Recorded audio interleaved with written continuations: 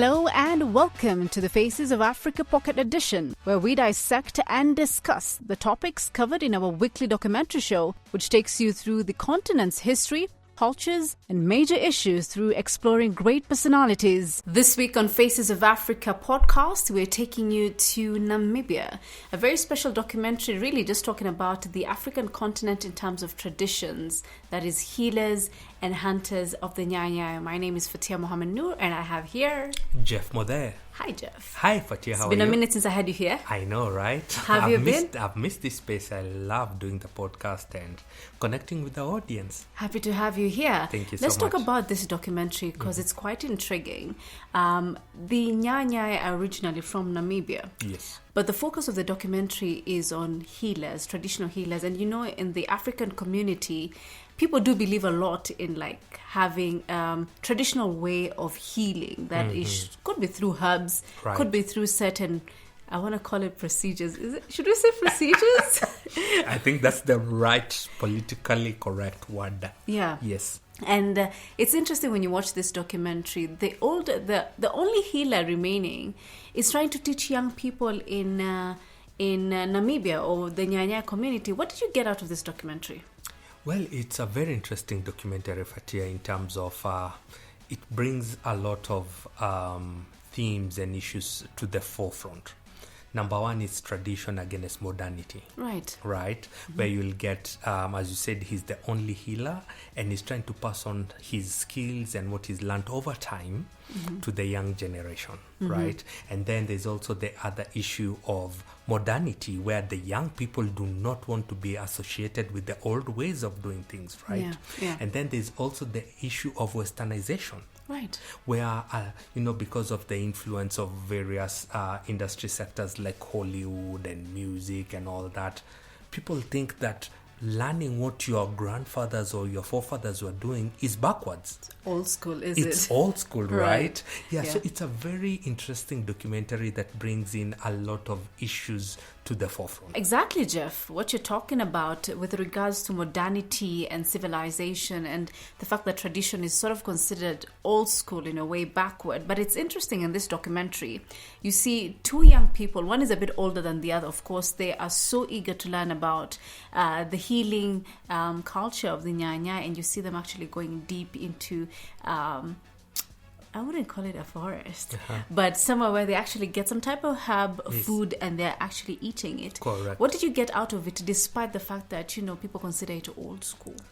For me, I think it's interesting because, for example, when we look at modern medicine, where does the modern medicines are, where are they manufactured from? It's from the herbs, it's from the roots, and it's from the trees that are found all over the world, right? And in Africa, we are blessed with immense resources and immense trees and roots and herbs. So which is better? Do you want to go for the processed medicine or the natural medicine? I would rather go for the natural medicine. That's quite debatable. I know, right? Yeah. And that's why it's an interesting watch in the documentary you get.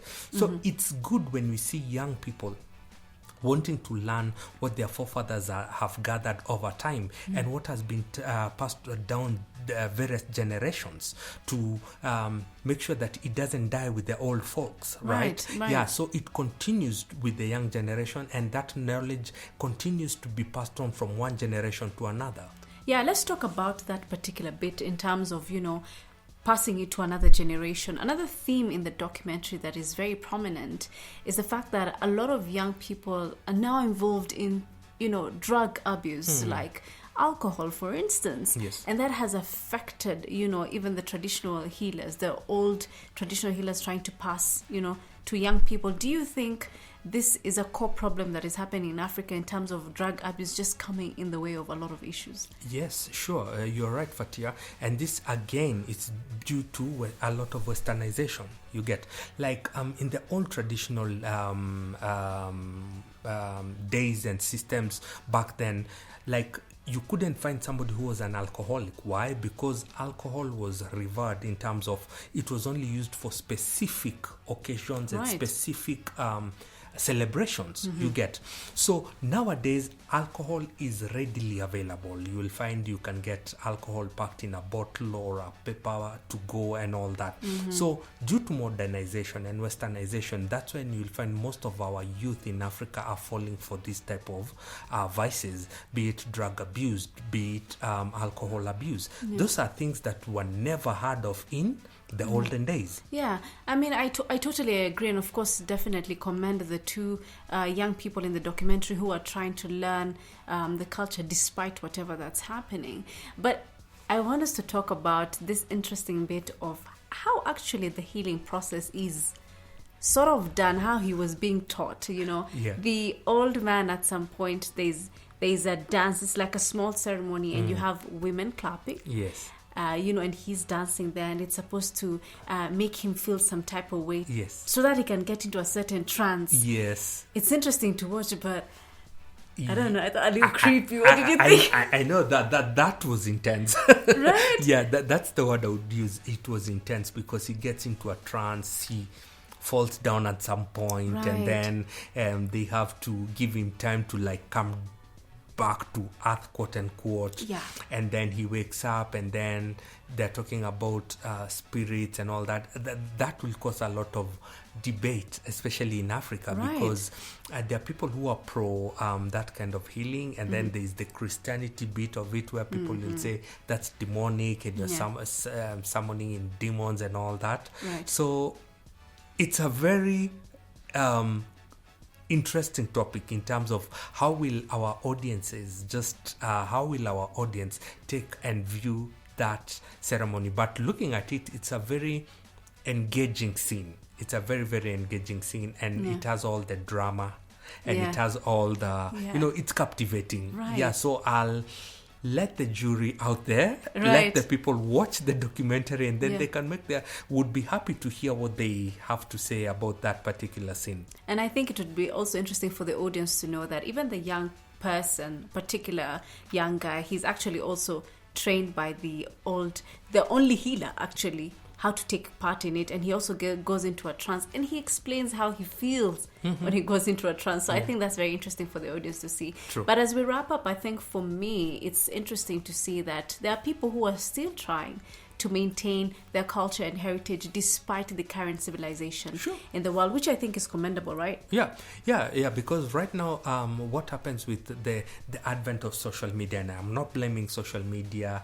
and a lot of fake lifestyle, it's hip not to look, like traditional, not to associate with your village. Everybody wants to associate with the first world, with the Dubais of this world, with America, with American culture and all that. So it's good to see that people are coming back to their roots and accepting their roots and agreeing to just absorb as much knowledge from the older folks, so that they can keep that tradition and the knowledge moving forward to the next generation. Right. Yeah. Jeff, thank you so much for your time. We really appreciate it. Thank you so much, Fathiya, for having me. It's always a pleasure. Right. Thanks.